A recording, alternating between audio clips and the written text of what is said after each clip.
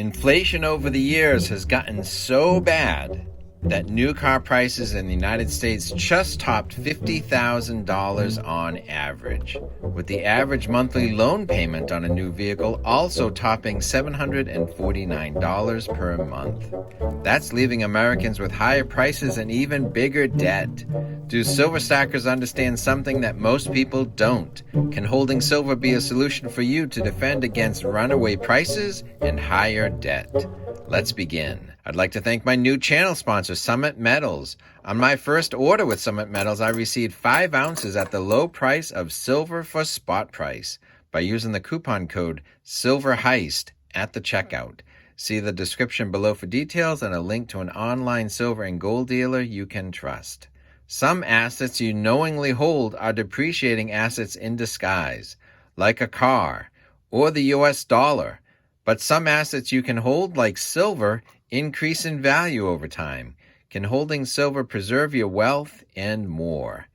For an example of a depreciating asset, in the early to mid-1960s, Volkswagen advertised their VW Beetle as a very affordable entry-level car.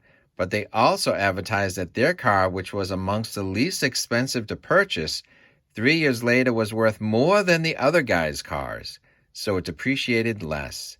Just because something starts at an affordable price, it might actually hold its value better than other, more expensive car assets of the day. Silver's price a year ago was $30 an ounce, while gold was $2,600 an ounce, and the Dow Jones Industrial Average traded at nearly 44,000. For appreciating assets like silver, gold, or stocks, can something as inexpensive as $30 be valuable? So while an investment in Wall Street in the Dow Jones is up 7% in a year, the S&P 500 up 12%, and the tech-heavy NASDAQ up 19%, gold is up 49% in the same year. But what about silver? Silver is up even more, 54% in a single year. Just because silver was cheap at $30, it performed better than Wall Street and even gold. And now silver trades at over $48 an ounce. So silver being affordable does not eliminate it from being valuable. The more ounces you hold, the more valuable silver becomes. But that is in 1 year or short-term investing. But what about holding silver long-term? This is where it gets interesting. Coming up next, can silver keep up with inflation, preserve your wealth, and increase your standard of living? Welcome to Silver Heist. Thank you to our returning subscribers and guests. If you like gold, silver, or a coin with a good story, please give this video a thumbs up and subscribe. Today, not only am I bringing you a great story about silver, I'm doing a very unique collaboration with the channel Salivate Metal, who has valuable information about what gold stackers understand that most people don't. More on this later.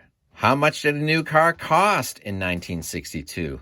Back then, people earned and used printed U.S. dollars, but they also had circulating dimes, quarters, and half dollars that were made by the U.S. Mint, which contained 90% silver by weight. This advertisement from VW back in 1962 showed that a new Volkswagen Beetle would cost $1,595. But more importantly, the advertisement shows that they held the price the same, that the 1962 VW Beetle would not cost more than last year's 1961 VW Beetle, and for the most part, it looked the same. So in the old days, there were affordable new car options, the design stayed mostly the same, and prices were stable. 1964, soon thereafter, would be the last year that circulating coins were issued by the U.S. Mint with 90% silver content. So maybe the stable prices were because silver was money, and money was silver, as opposed to printing more and more paper money. Money today that is not backed up by silver or gold.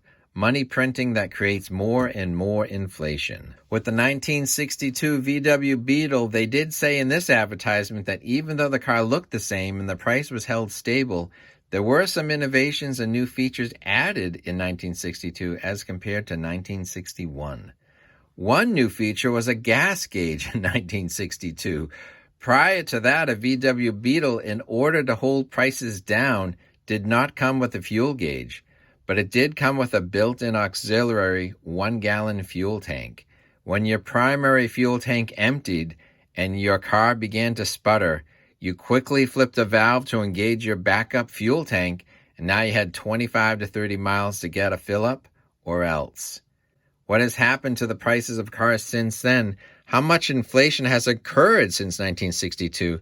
How have we gone from affordable new cars selling for $1,600 to average new cars selling for $50,000? What does the official government inflation say a $1,600 car would cost today? And what if you put that $1,600 in face value of 3,200 silver half dollars? What if you put that aside in 1962? Would you be able to buy a car with that today? Could silver keep up with inflation? Or would silver even get you more buying power than what inflation would tell you?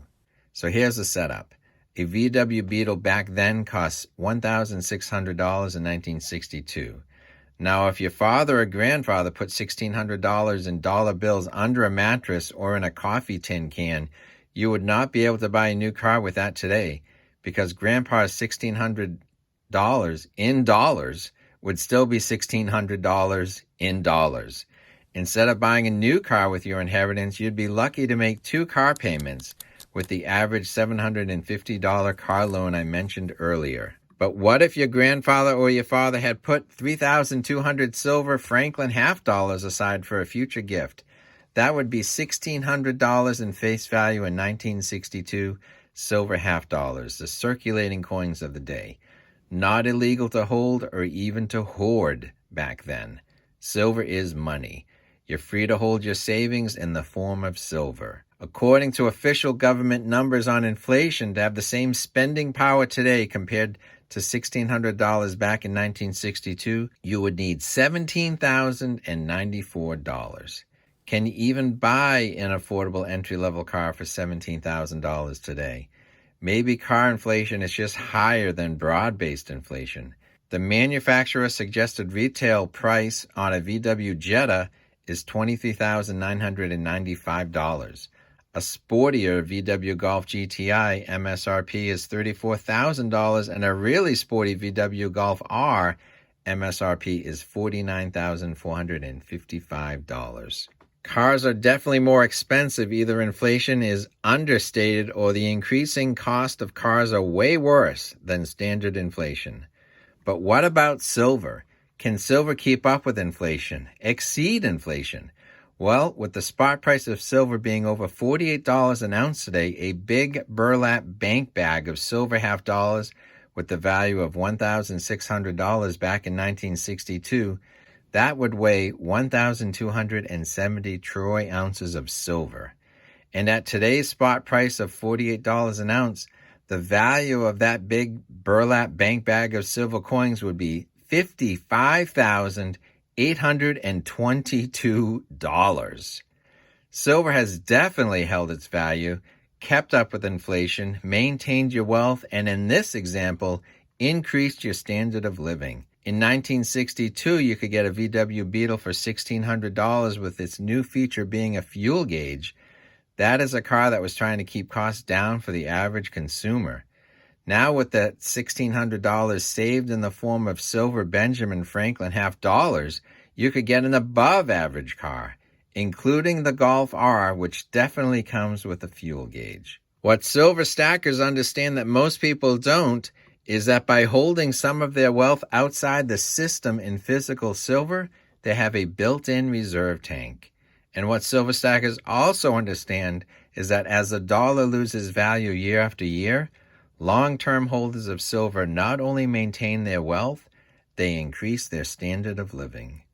If you want to know what my good friend with a great channel, Salivate Metal, has to say about what gold stackers understand that most people don't, you're going to want to watch this video next.